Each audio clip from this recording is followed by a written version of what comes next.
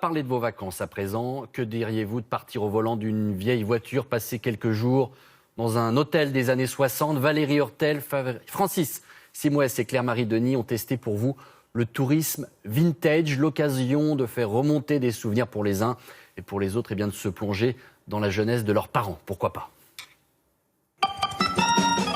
Arpenter les routes sans clim. Un œil sur la carte, oui, c'est encore possible. S'offrir une nuit d'hôtel dans cet immeuble de Marseille signé Le Corbusier. Réentendre le roucoulement du Solex. Premier jour de mon escapade vintage, direction Montpellier. J'ai rendez-vous avec mon complice. Alors c'est ça le combi que j'ai réservé? Et voilà, donc je vous présente Josie. Alors, Il a 30 ans, Josie, mais il a l'air en bon état. donc, pour être plus à l'aise, on pousse. Le combi, c'est l'ancêtre du camping-car. Il y a tout Alors le là, confort moderne. vous avez tout. Vous avez le petit évier. Évier, cuisinière, frigo. Je sens qu'on va bien s'entendre. Reste un détail. Apprendre à conduire ce monument historique. Ah, déjà, il faut réussir à ouvrir la portière. Il faut appuyer fort. Donc les vitesses. Donc 4 vitesses, c'est très imprécis. Donc la troisième. Imprécis. Oui, côté vitesse, en effet, ça flotte. Je passe la seconde. Ouais. Côté frein et tenue de route, c'est guère mieux. Après, c'est tenue de route des années 70. Bon, je roulerai doucement. Là, vous voyez le compteur qui monte jusqu'à 120, je crois. En principe, à 70, 80, 90, on est bien. C'est la bonne vitesse de croisière. Dernier conseil pour éviter une panne. C'est vérifier l'huile de temps en temps, une fois tous les 2 jours, on va dire. Bon, bah c'est parti. Bonne journée. En route pour les vacances. Coût de la location de ce combi, 400 € pour 3 jours. Qu'importe, j'ai rajeuni de 40 ans. J'apprivoise la bête, son odeur, ses craquements. Vive les années 70. 2 heures magiques sur les routes du Gard. Au bout du voyage, je découvre mon nouveau port d'attache. Bonjour. Où je peux m'installer pour la nuit?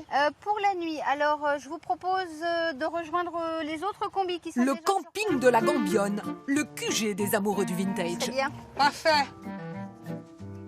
À l'emplacement d'à côté, la famille Fortunato profite de la fraîcheur du soir. Il est magnifique votre combi. Merci beaucoup.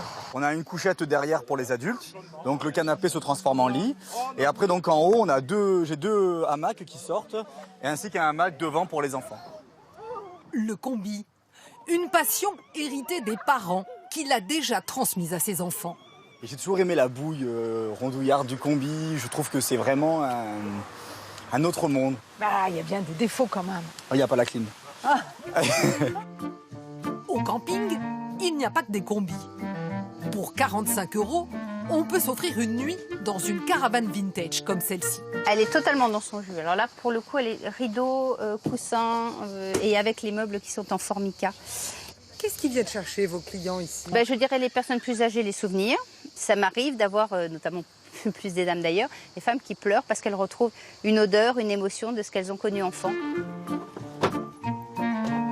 La nuit venue, j'abandonne mes copains de camping. Bonne nuit. Il est temps d'installer mon campement. Après 3 heures au volant de mon antiquité, moi, j'ai besoin de repos. Deuxième jour, direction Marseille. Une nuit dans un hôtel au cœur de ce vaisseau de béton signé Le Corbusier. Et si on essayait? Le seul immeuble de la ville classé au patrimoine de l'UNESCO. Mais quel drôle d'endroit ici. On s'attend pas à trouver un hôtel dans cet immeuble. J'aime bien dire que nous sommes l'hôtel inconnu de Marseille, le plus connu au monde.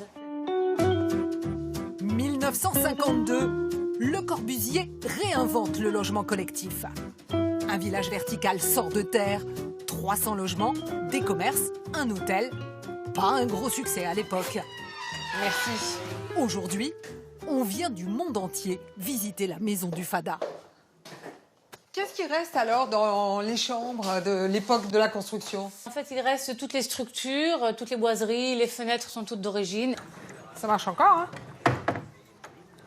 Alors, C'est du vous avez- vintage juste que dans la salle de bain? Ah oui, oui, et puis j'ai fait exprès de conserver les carreaux bleu clair. C'est vieux, mais Mais ça marche.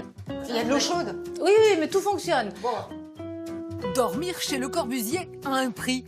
79 € la petite chambre, 145 pour celle-ci. Je vais ranger mes vêtements dans un placard historique.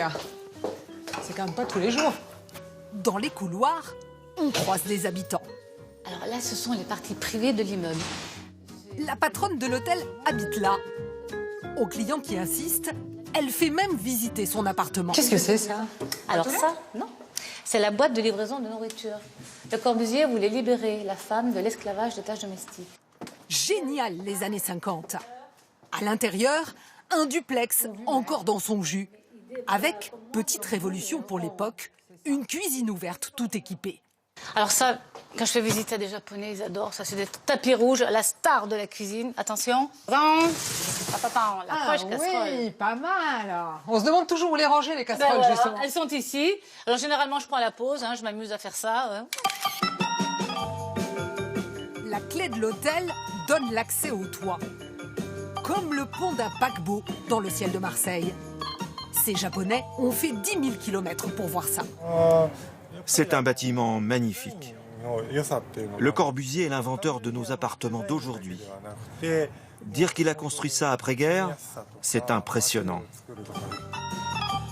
Après une petite photo souvenir, c'est décidé. Je reste là jusqu'au coucher du soleil.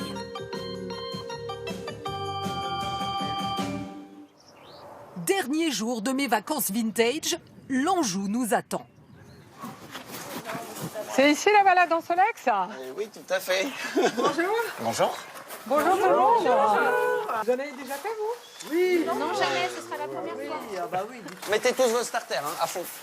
Au domaine de Piéflon, Franck Gourdon a tout prévu. Tu regardes loin devant. Ouais.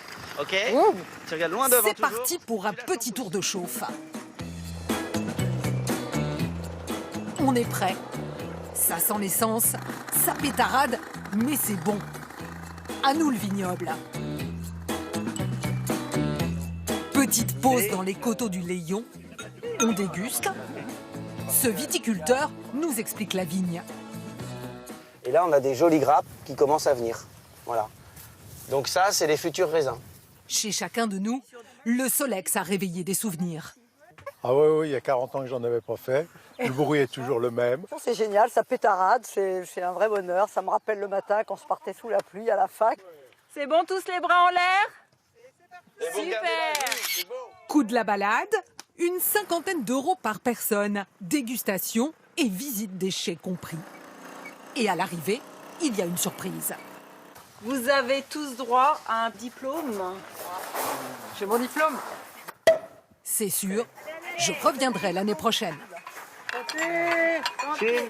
Merci encore à vous.